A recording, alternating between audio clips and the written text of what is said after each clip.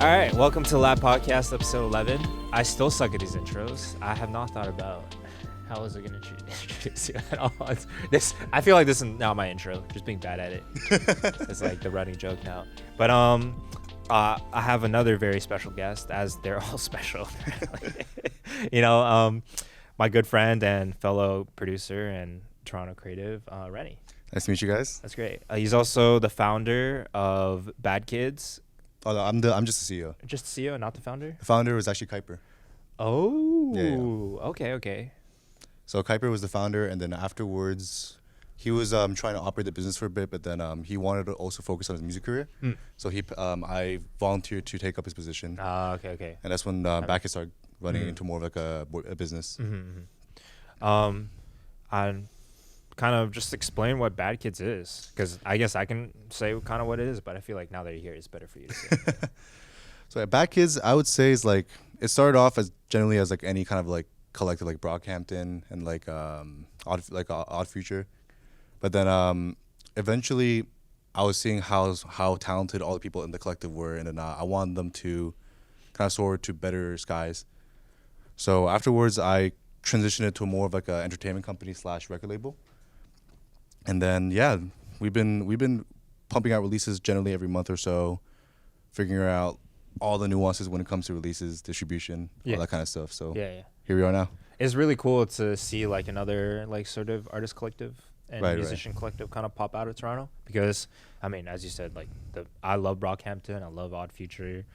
Lab is sort of a very similar idea, but we're not mainly just focused on music. We do a lot other disciplinary things, just based on everyone's skill sets. So it's like I think when I first heard about like Badkids and what you guys are doing, I was like really intrigued, because not only is like I think a next generation of musicians and kids in Toronto like popping out. You guys are like incredibly talented. Thanks so much. And it's really difficult, I'd say, to get a lot of people aligned on wanting the same thing, the same end goal. For sure. It's really difficult nowadays, especially when you're a bit younger. You just want to look out for yourself, and you want to make sure your career is successful. So to be able to get everyone together at that stage in their lives and careers and be like, hey, this is what we're doing, we're going to do it together, as a collective, is like incredibly, I respect you guys a lot. Respect is likewise. Well, no, we before I started Badkids, we were fans of Lab. Zion, Kuiper, and I were like we'd watch like all like when Ethan Lowe was XIV, we'd watch the music videos.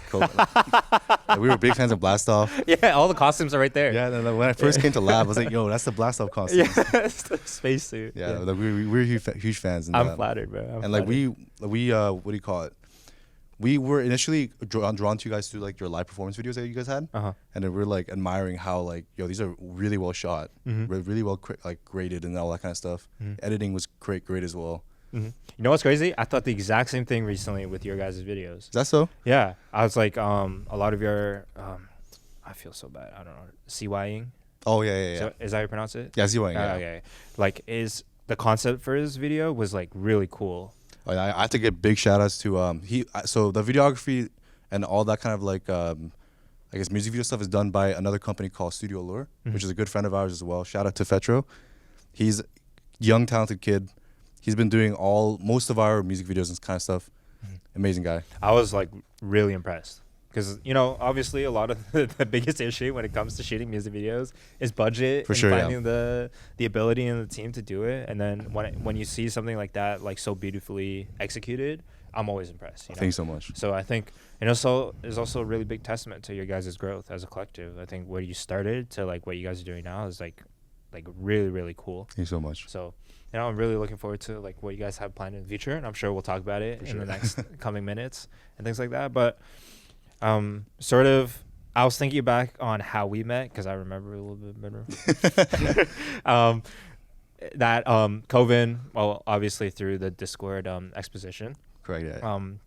Sort of where I was familiar with you initially, and then Coven was like, "Yo, I just did a session with a kid named Reny, and you're still producing a lot at the time." Yeah, I was. Yeah. And I think his style and production is like right up your alley. And then, hit you up and we did a session, and you're literally exactly how I started in music, like instrumental hip hop, old school hip hop, instrumental producer, you know. So I was just like, yo, I'm talking to like a younger, more ambitious version of myself, I guess. So it was like really, I think we hit it off really fast. Yeah. And, you know, we're talking about like what it means to be a producer in your artist career and things like that. And you're like, oh, like I'm thinking about doing this Badkids thing, and, you know, sort of like, you know, weren't really talking about taking a step back in production at the time, but, you know, sort of implied that like I'm maybe not going to do production full time as my full career, but like hopefully this thing takes off, and this is what I'll do instead. And obviously you kept your word and you did exactly that. But, you know, and it's not like you haven't done production. I think I've been, one of Kuiper's first songs that like really went viral was your production. It was, you know. So sort of what are your thoughts on, because for me, and I can't imagine ever taking a step back from music, I'm like a producer and musician through and through, no matter what I do. Right. So like, and so what are your thoughts on like having to put your own sort of artistry aside, and then focusing on like other people's careers and uplifting and things like that, because it's very commendable. So yeah, I would definitely say like the fulfillment I get from both kind of careers is very different. So when I'm helping, let's say like Kuiper, Wymie, or Shay with their careers and like helping them flourish, it definitely like there's a different level of fulfillment I feel. A lot of it is like kind of like I put in the hard work for this, but then it's kind of like when you're in like a group project and like you get a good grade on a group project or something, and like we're thinking like, yeah, we know we worked really hard on this. Yeah. So it's definitely a lot more of like a team kind of like teamwork fulfillment that I feel when I'm like managing and like marketing for a lot of my artists. Oh yeah. But for like when it comes to production, I think the first time I felt like that kind of rush was when I was at the when Kuiper, Coven, and Ethan were performing for BRB opening, and then I was hearing my production live on stage, and I was thinking like, no, like this is like I came this far. Just from making like old like sample based like hip hop beats. Yeah. It's like it's kind of not a good feeling, I would say, or not a healthy thing to always think about. But you're like, you're on top of the world. No. You're just like, I'm the most cracked musician ever. You don't feel that way? No. Just me? No. I just I definitely felt like that when I was like younger, like in high school, like in like I guess early like university. Okay. Like but then I think when I first joined Exposition, and then I was like surrounded by all these talented artists. That's like kind of when like I was brought back to like square one. I was thinking like, no, like my beats are kind of like shit. Wow. So like, and then I don't agree, but all right. I was just like because I think the first person I listened to when I joined Exposition was Alibi, and then a few other guys. And I was thinking like I gotta step my game up. And then so initially it was Zion and I trying to step our game up both together. Yeah. But then we were still focusing on like kind of like almost like hip hop R&B kind of stuff. Yeah. I remember showing your early demos. Right. Yeah. And then it wasn't very good still. And then like that was around the time when I took a pause on production for a few months. And then I think the reason why I got back into production was I took a week break from all music. So like generally even though I paused my production, I was still like in the process of helping guys like produce and stuff like that. Yeah. So like early days of Wymie, I would help him produce as well. Yeah. Early days of Kuiper's, I would help him produce. Yeah, I remember you were trying to help Wymie engineer as well. Yeah. And then I was in the backseat of other things, but then I wasn't necessarily like in the game. But then I took a week-long break from everything music related. Like no management, no marketing, nothing. It's just like I just focused mostly on school. Yeah. But I realized like my life felt very empty without music. And like I realized like I couldn't live without music. So after that point, like I decided to step back into production. And that's when I made Kuiper's song Blood on the Floor. Oh. A flash of inspiration right there. It was a flash, definitely a flash of inspiration. Yeah. And then from then on, like I produced Wymie's 2 songs, Hideaway, Fall For Me, and Take a Chance. So those 3 songs I produced. His most recent song I was just co-producing. Yeah. And then I've also produced Shay's Anybody song. So like those songs were definitely a product of like that 1 week break that like I decided like I need music. You're just like, I still love music. Like, I still love music. Yeah. Like I first of all, that's managing and also producing for them is like really crazy, and also doing school, like balancing all this is insane. Like I still can't believe you're doing all that at once. I will say I think one huge skill you have up on most management and managers is that they're sort of coming from like a business background or management background, and they may have like dabbled in music or like been in the industry long enough to understand certain things. But to have a manager produce your own things, help you engineer, and understands the ins and outs of like all that, like it's a tremendous advantage that you have compared to other people. Thank you so much. You know, and I think because you understand it so well, you understand what it means when you were like trying to figure out your own artist career to like help other people and guide theirs. For sure. Because what better experience do you have than like just doing it yourself in the first place? You know what they want, you know what they're looking for. For sure. Yeah. I know. I definitely like before I was kind of like producing for like Badkids. I was like making like kind of like similar to your like instrumental hip hop. Yeah. I was just like making beats and posting them on like YouTube. Mm-hmm. But then after starting to work with more artists, I've realized like, no, this is like, I prefer working with artists rather than just making my own beats now. It's good to, especially as producers, it's really good to like figure that out, because you can definitely do both. You can be like, for sure, there's a lot of producers that do both. Monty Booger, Kenny Beats. Like, they do their own beats and they also work with other people. Yeah, Kenny Beats, like the Louis album was crazy. Oh, dude. Yeah. I need to get it. I think I ordered the final. I don't know. Oh, I'm pretty sure I ordered it. I haven't got it yet. So. I thought it was like limited stock. Yeah.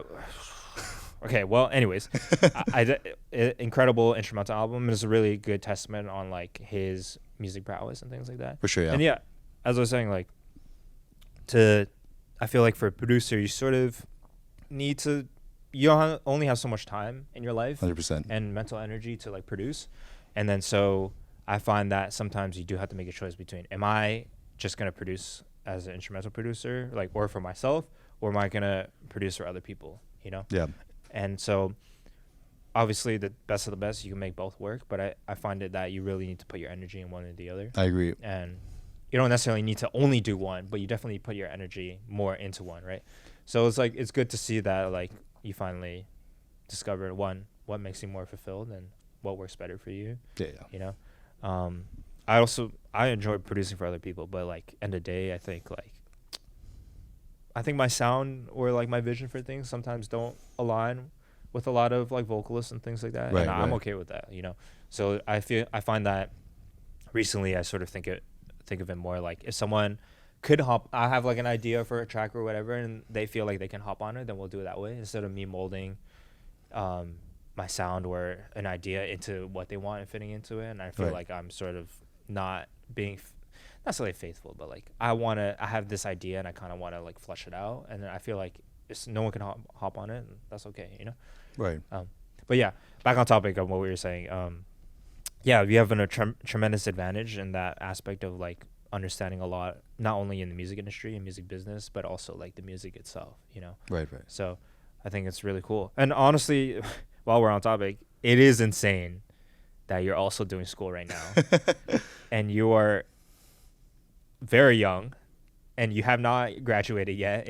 And so it's crazy and I have tremendous respect for like much. How much success every artist that you have under you right now that's like sort of like doing music full time, like you've built from the ground up, like at the very start of their careers, and while you're still doing full-time school, sort of just walk me through your mentality and how you balance everything, bro. It's definitely hard. Like I think when I initially started Badkids, I definitely didn't have that much of a healthy schedule. Mm-hmm. So I was like usually I would work on like all my school related projects and like assignments from like around morning to like around 12 a.m. And then from 12 a.m. to around like 5, 6 a.m. I would just solely only work on music.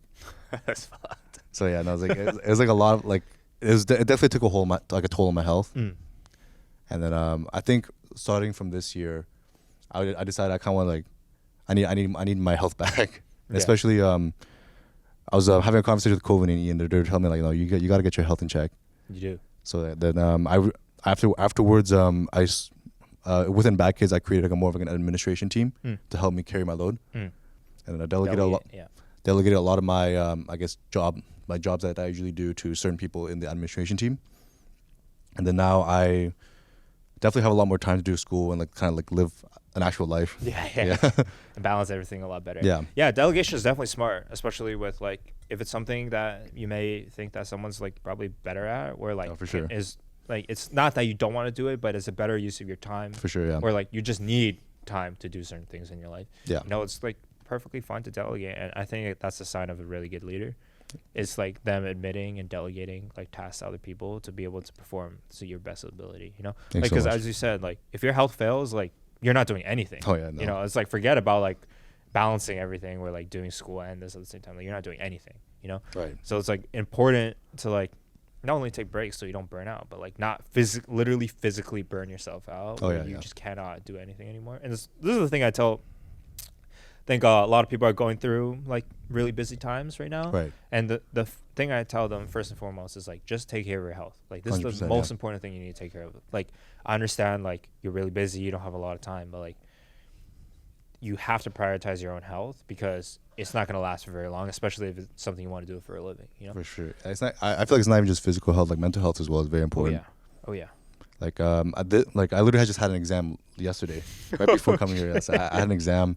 So for the entire week leading up to, I guess, the shoot date, I kind of minimized my music work because I really want to focus on the exam I had yesterday. Oh yeah. So yeah, I feel like I hope you did well. I hope I did well too. Yeah.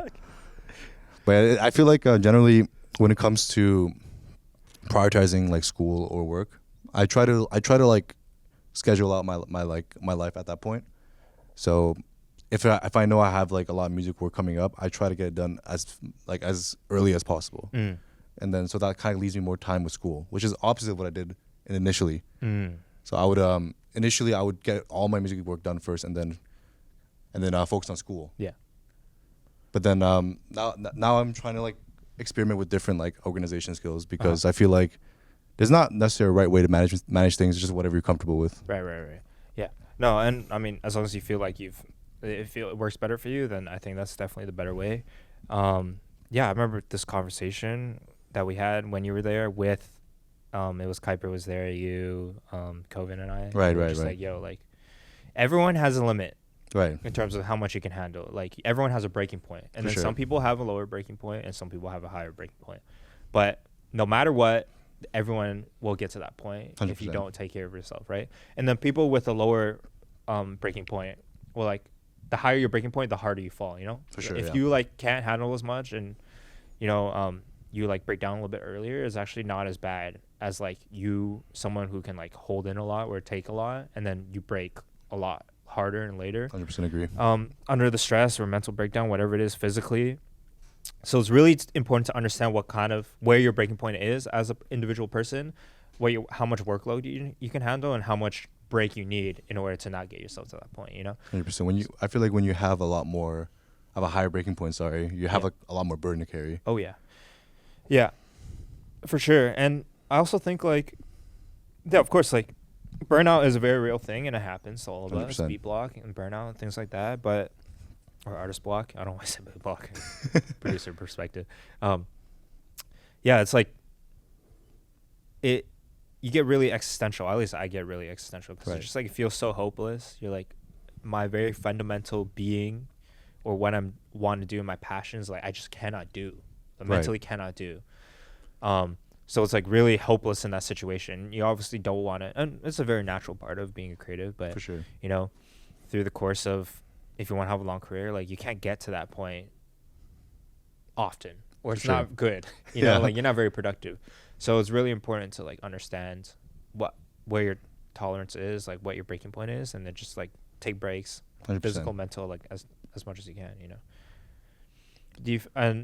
I mean, you were talking about burnout before. Like, do you feel like you actually went through a period of burnout? Like your week of absolutely nothing? Was that like a symptom of burnout, or is that sort of like you recognizing before you get to the burnout? I think when 2 years ago when I took that week break, that was definitely me realizing, I'm about to burn out. Mm-hmm. So I was still at that point deciding whether I want to focus either highly on music or highly on school. Mm. So I took that week long break to kind of decide that. Yeah. And after that week-long break, I decided it was music. Oh, yeah. Yeah. Yeah. Always music. Good decision. Do you ever consider, like, I don't condone this at all, like, to anyone. I think it's good that you go get an education and go through school and things like that. But sometimes I think in the position you're in with the amount of success you're doing and the amount of time you have, like, dropping out is a consideration, you know? Like, it could have been an option. I've definitely considered it a few times, yeah. So what do you think? One, sort of what are your thoughts on like not dropping out and things like that, and like what are your overall perspectives on like that decision as a whole? I feel like if you're going to drop out, you would definitely need a plan. Yeah. Like I feel like if you're just going to drop out because you hate school, that's not worth it. I feel like school definitely has a lot of merits, and generally I think people should just stay. Like generally people stay in school. There's a lot of opportunity. There's a lot of opportunities you can get from school. If it wasn't for school, actually, I would not have Badkids, because I met Shay, I met Kuiper, I met Wymie, I met all these guys in my label through school, because we were all in the same music club. So I definitely have to give. Wait, they're all from U of T? All of them. Like, oh my god. Yeah, they're all from U of T. Wait, that's actually crazy. Okay. Yeah, okay. Only I think like the majority are U of T, a few TMU. Okay. And the rest are either like the rest are either non-school or Western. Okay. Yeah. I will say I regret, as a former U of T student, I definitely regret not doing the music clubs. Oh yeah. No. I do a lot of sports extracurriculars, but Right. like I tried to join this jazz band and I didn't make it. I think it was like a more professional jazz band, Right, or right. like more hardcore, and I just picked the wrong one. I just didn't know any better, and I didn't make it, obviously. And then I sent an email and I was like, hey, I'm down to sit in and just learn. I don't need to play anything. And they never responded. I was like, Man. all right, I'm just talking to. Was it like Hard House? Yeah, it was Hard House. Oh yeah. The music club that Shay, Kuiper, and I were in was a Hard House music committee. If you heard of that. Yeah, I did hear of it. I just like, I don't know. I was first year at the time, freshman. I was like so lost in life, and I wanted to do music, and I was also in school, and, you know. So it's good. It's really good that you took advantage of that situation. You know? Right. So it definitely is a merit about going to school. I would say as well, like when I was in first year, I was actually in Rotman Commerce, so I have a commerce and finance background. So I would say that definitely helped me with kind of starting up Badkids. Oh yeah. Because I have a business background as well, slightly. Yeah. And So you understand. For sure, yeah. At least. And then right now as well, I'm in philosophy, which is I would have to like definitely a lot of critical thinking is needed. Yeah.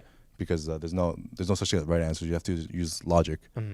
So like when I'm making these decisions for Badkids and finding opportunities, I definitely feel like there's a lot of subliminal like education that I got from philosophy that helped me out throughout my career. So I think like my advice for if you're gonna drop out, and I just realize like do you really, you have to decide, do you need this or do you not, like do you really not need this? And if you don't need this, do you have a plan on what you want to do next? Because I feel like if you're gonna drop out and do nothing about it, that's an opportunity cost. You're wasting time. I agree. Yeah. But if you like, let's say like you have a plan to, let's say, make some money and then perhaps start a business. That's not a bad plan, but like it's about like now you have to figure out like how you're gonna do it, when are you gonna do it, like how long it's gonna take you. Because if it's gonna only take you like a year, I would just say stay in school, because school isn't just, maybe switch to an easier program and then still get a degree. Yeah. Because you never know like whether you're gonna fail or not, and having that degree is a good safety net. For sure. I will say I do find that like obviously having a safety net is a lot smarter of a decision in terms of like your overall life, and obviously not everyone's gonna make it in the music industry. 100%, yeah. And not everyone has the motivation to like grind the hard years to be able to find that success later on. Right. Because I think anyone that keeps at it, if you're passionate about it, like you will find success. Oh yeah. You know. So, but I will say I think the thing that lit the fire under my ass to be successful was that I didn't have a safety net. Oh yeah. It was like, I need to make this work, because if I fail, it's not an option. There's definitely other safety nets, but I wasn't thinking of that in the moment. Where I was like, if I fail, not that I'm fucked, but it's just that like I had to go back to school or figure out what I'm gonna do the rest of my life without music. And to me that was like unfathomable, because I love music so much. I couldn't imagine not working in a career path or doing something that's not related to music. I had a similar thing with the 1 week long break, where I could have easily just went back to commerce and then perhaps like grind my way through, get a good job at a firm. Yeah. But I realized like no, like I think I would actually be like depressed. Yeah. And like so similar to you, where like I felt like if I didn't have a career in music, I felt like I was just like there's no point in like I guess like continuing on with like a career that I don't really like mess with. Yeah, it's tough. I mean, I think when I first was not in school, the first thing I did was like working 9 to 5, because I was like scared of like jumping straight into full-time music. And then after a couple months of that, I was like, yo, like I thought I could do the 9 to 5 and then do music on the side, and hopefully that becomes more successful, and I'll quit, And then I was just I had finished the 9 to 5, and I worked at a in customer service, so it's a lot more mentally draining. Right. You know, and then music and creativity is also a mentally draining 100%. like sort of idea, and I feel like I just couldn't do both because after I like finish work and I go home, I'm like, I don't want to work on music. I can't. You know, I have no ideas. I'm not creative anymore. You know. So really good advice that I got. Well, I didn't necessarily like apply it, but I think it made a lot of sense. Was like, if your hobby is mentally demanding, then if you want to work to supplement that, and before like you do it full time, like you should do a more physically demanding thing, because then you won't be so mentally drained. Right. And vice versa. If your hobby or whatever it is more physically demanding, then you should work a more mentally demanding job. For sure. Because that'll help like limit the amount of energy, or like preserve the amount of energy you have to be able to do that. It's like allocation of like whether like physical, mental. Yeah. Yeah. Yeah. It was like really good advice, 'cause I didn't really think about it that way, and I found it to like be helpful in terms of like when I saw other people like sort of like do that, it was like they were a lot more successful than me like trying to cram a 9 to 5 and then try to do music after. You know, it didn't really work out. Yeah, it's the same with one of the main producers at Badkids. His name's Sailor Weeks. He's produced for like countless artists like in our label and beyond. He has like side job. He works in window cleaning. It's a very physical job, and he gets paid very good money from that. Yeah. But on the side, he also has like royalties from like music and all that kind of stuff. So he has double income from there. Yeah. And like he always stays creative because he's not doing a mentally draining job. Mm-hmm. He's doing a very physical like window cleaning kind of job. Smart. That's smart. Also, it feels good when you're cashing both checks. And you're just like nice. And he loves like that physical work as well. So good like props to him for sure. Sort of one thing that sometimes we have conversations with Coven is just like, or I think this general idea of like, don't start a business with friends and family. Yeah. Because they're like, it never works out. There's always a lot of conflict, and conflict resolution is really difficult. Right. That sort of like more intimate relationship. And you don't want to, you always hear about like friendship fallouts or family fallouts and things like that. And so that's why people generally say don't do business with friends and family. Right. Obviously Lab is just a bunch of homies that got together and do it. Yeah. And I think one thing that works really well for us is that we're able to like sort of separate this business relationship and our actual friendship. Right. You know, and we obviously it's easier said than done when you're just like you don't want the business decisions to affect your friendship, but it generally will. But I think we do a really good job on like whatever decisions are made here, like we don't let it affect our 100%. Personal lives and friendships and things like that. How do you find that you've been balancing it? Because Badkids is a collective of friends and artists and things like that, and you're sort of not the primary decision maker, because as an artist you still have like your own autonomy, but like 100%. You are sort of helping them and guiding them through, and sometimes you do have to make a difficult decision of like, this is how things are going to do, and they may not agree with it, you know. So I think generally as well, Badkids we're all very close with each other. Mm-hmm. But at the end of the day, we didn't really start off as like we're like the best friends. Like we all kind of start off saying, oh yeah, we know each other. We fuck with each other, but then we weren't necessarily friends. Yeah. At the beginning, I think it was only necessarily like really like Zion and I who were like good friends. Yeah. So we started off kind of like not really knowing each other that well, but we still worked with each other. We definitely knew there was like a connection within all of us. Mm-hmm. We just couldn't explain it at the time. But then now we're very close, and then I guess like with the lesson I learned from business, that you never put any emotion into it. Never any emotion. So that goes into any kind of like business decision making skill that I do. Like, so if I'm like let's say I need to make a proposition to one of the artists, I just tell them straight and like no sugarcoating. Like, hey, this is what's going to happen. This is what it is. If you have disagreements, let me know. I don't take anything personally, because no matter what in business, business is another entity by itself. Yeah. So there, in my opinion, there shouldn't be any emotion when it comes to business. Yeah. So I try to have like a civil conversation when it comes to any kind of business that we do. So yeah, no, it's just, I would say there definitely was a few conflicts that we had, but we always hashed it out. Mm-hmm. We've like come to a middle ground for any kind of like decision we've had. Yeah. And then similar to you guys, like we don't necessarily take anything personally. Yeah. Yeah, like it doesn't affect our personal lives either. Mm-hmm. We also like after like a session or something, we also hang out. Yeah. Like we grab food, we go club, or some shit. Yeah.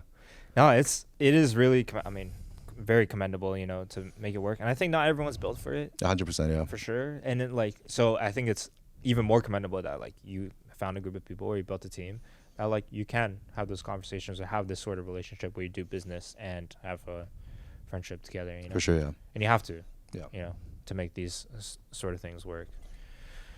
Whatever you're sort of like, you guys have been doing more music videos, and Right. and I think you've done a really great job of like building all their careers up to where they are now. Right. What are sort of your overarching sort of long-term goals for everyone, and including yourself?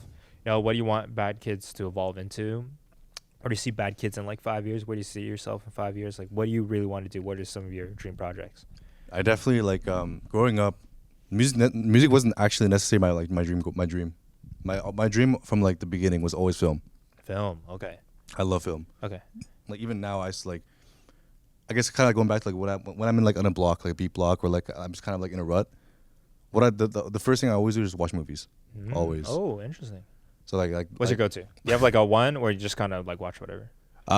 Generally I like watching a lot of like Wes Anderson movies. Oh, okay. Like Wes Anderson is definitely like one of my inspirations. Like just all like the colors kind of like inspire me. Like not even just with like when I'm like directing like music videos or anything like that. It just helps me like visualize and connect that with like audio as well. So when I'm creating beats, or when I'm creating instrumentals, like definitely like Wes Anderson, big inspiration. Okay, that's dope. But yeah, like film's always been like my dream. So I've definitely before I entered UFT, I actually was supposed to go to Toronto Film School. Oh. But then when my mom saw like I got accepted to Rotman, she's like, "Oh, you might as well go." You gotta go to Rotman. I gotta go to Rotman, and I was like, "Oh yeah." And I had a scholarship for that too, so I was like, yeah, I had to go. Right. So yeah, but I definitely want to try creating short films with Badkids as well, because now we have like a nice like decent videography team, so we have the means to create like a very like a 5 to 10 minute short film. We have some writers on our hands too now, so I definitely want to see some short films being created, and hopefully we can expect them either like late this year or next year, hopefully. Maybe. Wow. Okay. Yeah, we're currently in the production stage of one of them right now. Nice. Yeah. That's great. Looking forward to it. Thank you. Hope it comes to fruition. And so what are sort of other kind of, where do you want to grow Badkids from it now? Like, I think you've done a really good job in the beginning stages of it, where you're just like, one, everyone gotta be successful. Yeah, for sure. You know? And you got the good music part down, obviously, like right away. So like, sort of, where do you see yourself going from here? Yeah. Obviously, end of the day, it's still a business. So for sure, yeah. You need to make sure you need to make a living. You 100%. need to make ends meet. Everyone needs to make ends meet. So like, sort of, as you're operating as a business, like, where do you find yourself headed? I think when it comes in business terms, I've always believed in fairness, because I feel like if I fuck over the people I work with, they're not going to trust me ever again. Yeah. So like I'm just losing money at that point, because I could just be making like wrong run more money with them if I keep things fair, keep them happy as well, keep everybody happy. And at the same time, like that goes not just with people within me, but it's just people outside of me as well. So like when I'm doing business, like it's like keep everybody happy. I guess like keep your enemies and keep your friends rich, and then figure out which is which after. Keep your enemies rich too, huh? Yeah. Okay. Yeah, like afterwards you gotta figure out which is which. So that's generally how I do business. I don't know if you know about the DPR sort of drama. Oh, is it with DPR Live leaving DPR? No, with DPR Reny, their manager. Oh, I think I've heard. Was the one like basically stealing money from them. Right. Found out, like, I always think about, like, when we talk about like screwing over like people that you work with. Yeah, I just think of it as just like how absurd. Like that whole drama and the fiasco is just like insane.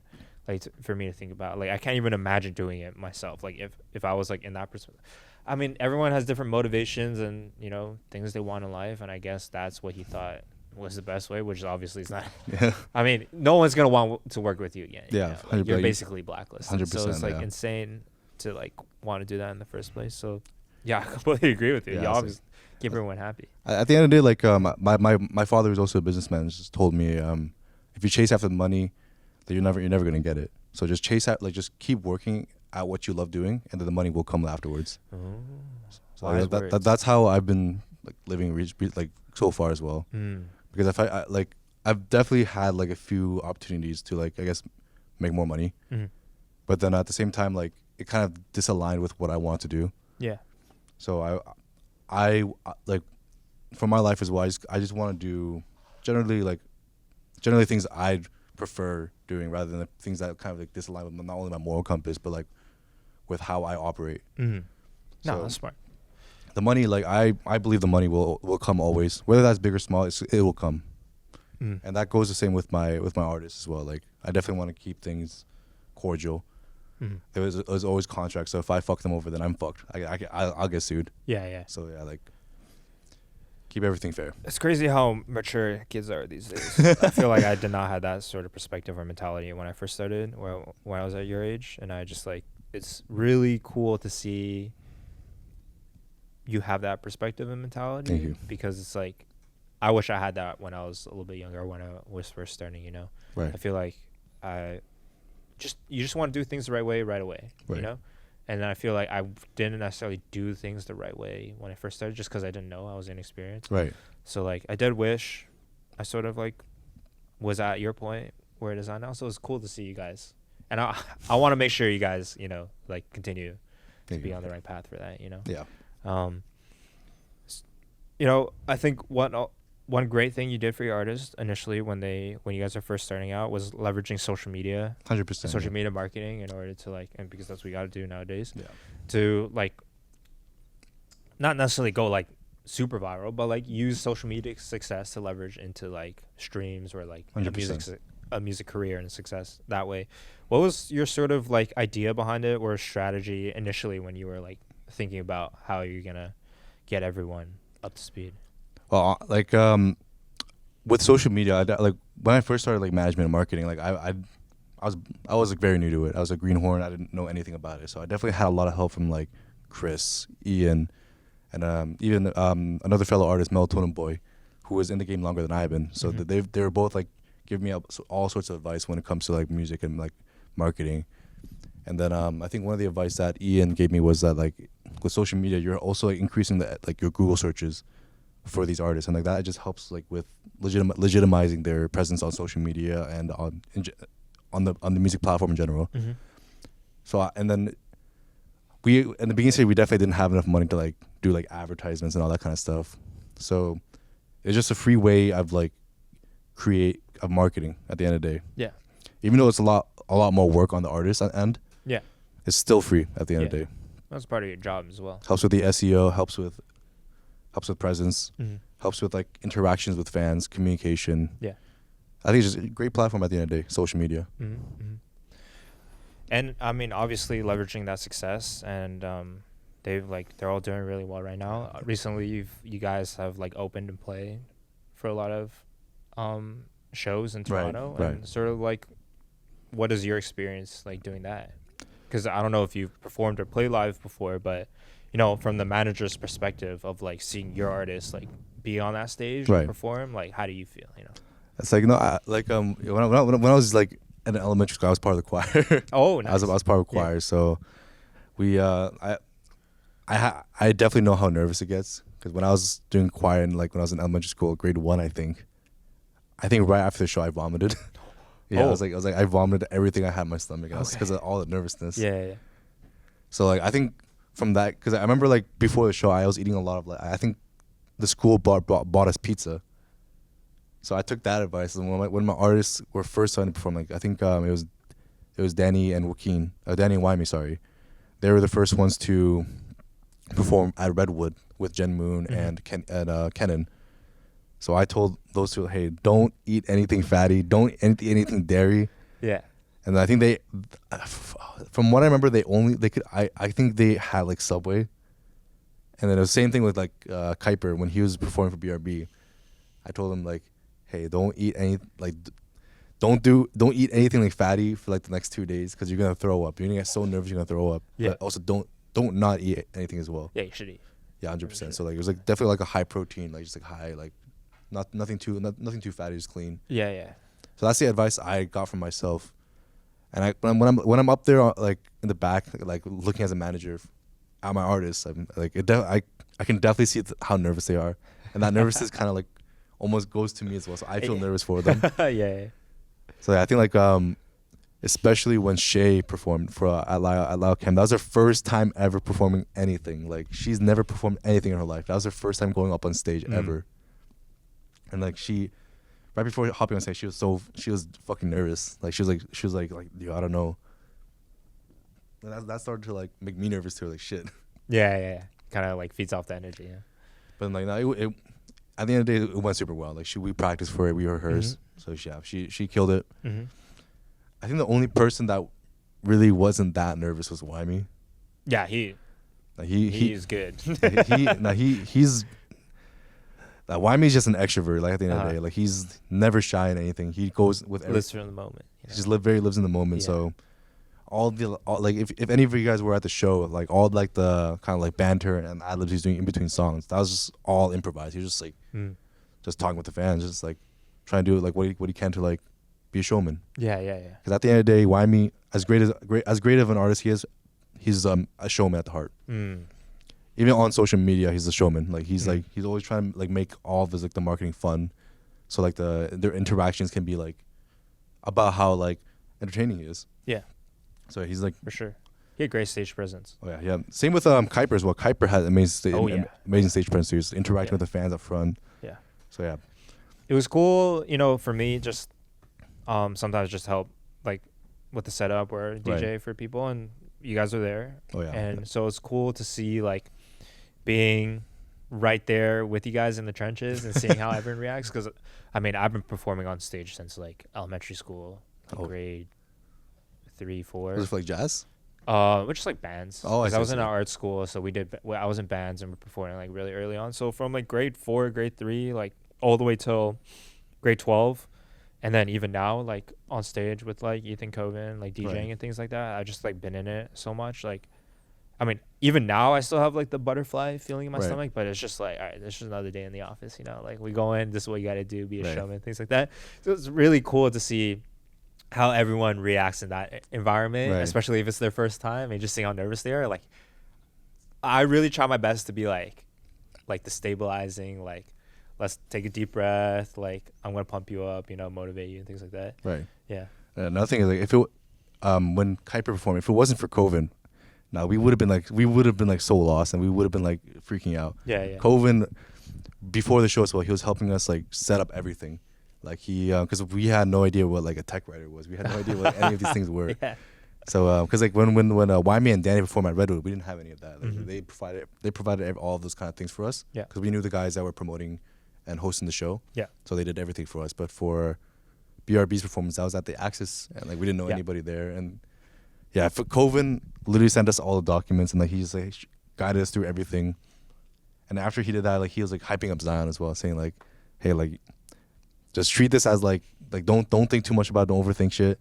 Just go up on stage and just kill the performance. Yeah. And he was doing that not only like a month before the performance, telling Zion a month before the performance, right before Zion hopped on Coven, like Coven said like, nah, you got this. And like, if it wasn't for Coven, like we definitely would have been lost. Yeah, for sure. Yeah, those things were something that like we also had to figure out initially, because like, what the fuck is a tech writer? What the fuck is a stage plot? You know, also, like, you want to run live track, live auto tune, you got to also figure out how to do all those things. I'm also, you see me, bro, I'm playing the Beats Alpha 404, SP 404. So like, there's a lot of different ways you can set it up, and depending on what works, you know. So it's definitely something you gain through more experience and things like that. For sure. I think it's the reason why I still do it and help like artists when they're brand new to it, or like, you know, performing and everything, is just that like I feel so fulfilled seeing them realize their dreams in the moment. Right. It's like a crazy, I never thought of it like that until I saw it for the first time, where I was like, whoa, this is such a unique experience to be able to witness.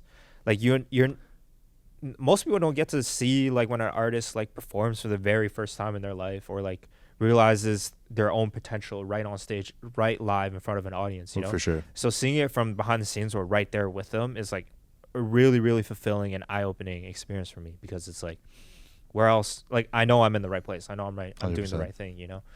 So yeah, I'm sure you feel the exact same way. I was like, I literally I think 2 weeks ago when Wymie performed, opened for Jen Moon and Emmy Choi, like I was DJing for him as well. That was my first time ever DJing, like for like hundreds of people on stage, and I was like, I was fucking nervous too. I can't lie.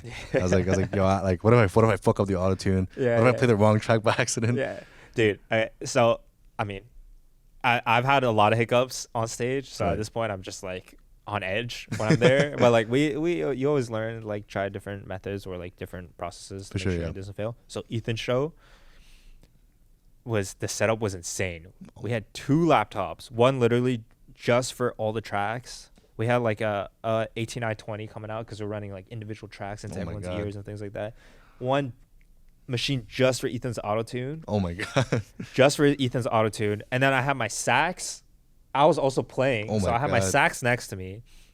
And we're also swapping IEMs because the orchestral like people were coming on. And we only have a certain set. In between songs? Yeah. Not like we'll play like 3 or 4 and then they'll swap on, play 1 and then give it back to us. So I have to be like so locked in, like make sure I'm playing the tracks, make sure I'm switching to the right auto-tune. Also have to remember when I'm playing on stage. And it was like, I mean, it's a lot of fun, but man, as you like do it more and more, you kind of just get used to it. I don't know what to say. That's definitely like, I guess like for like at least for the setup part of a show, like tech writing and like doing all these documents, I definitely got used to that. Yeah, like, it's not that bad anymore. But like initially, it was like, yo, like I don't know what the fuck I'm doing. I can't wait for you to do like crazy setup. You should see the tech writer for Ethan's. I'll send it to you. Like it's absurd. Like when you look at it, it's to the point where like, it's honestly really interesting that you're basing your tech writers off our tech writers. Oh yeah. We also Miko. Oh yeah.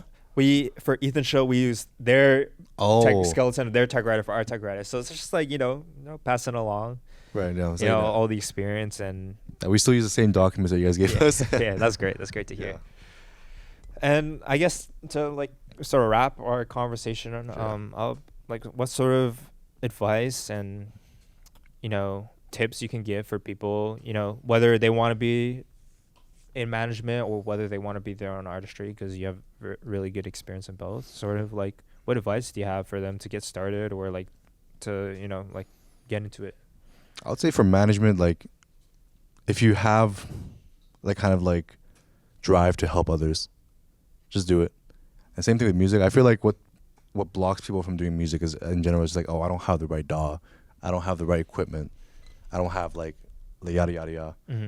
But I feel like just the best advice to do is just do it. Like when I started making beats, I didn't have a DAW. I was making beats on my iPad. I had like a shitty like machine iMachine kind of app, making the beats off of those. Like I didn't have anything either. So like just if you have an idea, make it. Make it happen. Just like what's that Nike slogan? Just do it. Just do it. Just do it.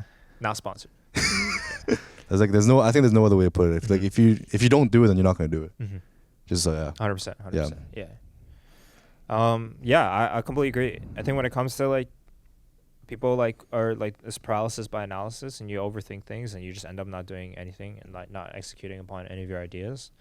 And so the best thing you can do is just, if you have an idea, just do it. No matter what. Like, 100%. Even if it's not, obviously you want to do it to the best of your ability, but sometimes you just don't have the resources to execute it 100%. Exactly how you want.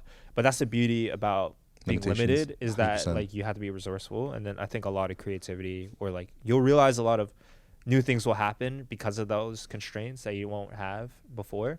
And it might become something like completely different, where like transform into something like you weren't even expecting, but just beautiful. I would say as well, like if you're worried about making mistakes, like if you're starting out, it's definitely okay to make mistakes. Like I would just say like shoot first, ask questions later, like that kind of mentality is better. Yeah, I like that. So like because like if you don't have like the drive to do it, like you're gonna be thinking, oh, like what happens if this happens? What happens if that happens? Like if you keep like fogging your mind up with those kind of like concerns, like you're never gonna do it. You're gonna be stuck on those concerns. But like if you have the mentality that like, oh, like let me do this first, and then like once I do that, oh shit, this happened, how do I fix that? Oh shit, that happened, like, I'm gonna fix that now. Yeah. Like, and then like after these little experiences, like later on it's almost you're becoming educated from like all your mistakes you made. Yeah. Like I would say like don't like, if you're afraid to fall, don't be afraid to fall, because you falling you'll gain knowledge from that. Like don't be afraid of failing. Like everyone's gonna fail. 100%. Like and you have to. No matter how experienced you are. Yeah, exactly.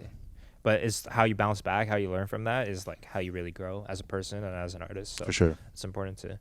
I mean, man, I can't even imagine I think I was like so scared of failing. I think I probably turned down opportunities or like didn't do certain things because I was like, oh, I can't fail. Like that's bad, you know? Right. And especially because like we're sort of indoctrinated from immigrant parents, or just like you don't do as well where you fail, and then you really feel like anxious, or like you feel like you're punished for that sort of thing. But it really shouldn't be that way. Like when you fail, it should be a learning experience. 100%. You know, it's not like that's not the end all be all, or not the like final straw in the hat. 100%. Like, whether you succeed or not, you know. I'm kind of the opposite with my parents. Like my dad's like pretty much like he was born in Canada, even though he's like Korean. But then he when I was starting Badkids, like he just said like I'm not gonna help you, even though I'm a businessman. I'm not gonna help you. You have to make your own mistakes. And then like I think I appreciate that advice, because if I had my dad help me out like with everything, I don't think I'd be able to learn and like kind of make my own decisions. So like wow, that's the parent I strive to be. Honestly, smart. Yeah. So yeah, like, I think that goes back to what I said. Like it's okay to make mistakes. Yeah. Like because if you let's say like you go into a situation where you're making all the right decisions from the get-go, from the beginning, later on you're gonna make a bigger mistake, and you're gonna be like you're truly gonna be fucked. Yeah. 100%. I completely agree. Well, it was a great conversation. Thanks for coming on, bro. Thanks for having me on. I learned a lot from, like, honestly, you know, even though I may be like your senior, where like I've done like a little done it a little bit longer, but I think I still learn a lot from like what you guys are doing, and seeing you guys handle like adversity and how you handle like your business and things like that. Thanks so much. I'm learning a lot every day, and I have a ton of respect for what you guys are doing at Badkids, and for what you're doing. Likewise. How you're handling. Likewise. So I really look forward to like where you guys go from here, you know? Thanks so much. So sky's the limit. And, you know, as a listener, I feel like recently I've been getting a lot of really good feedback on the podcast itself, and really motivates me and kind of reinforces like why I'm doing this in the first place. So really appreciate you guys listening, and I hope you learned something from this podcast, and we'll see you on the next one, baby.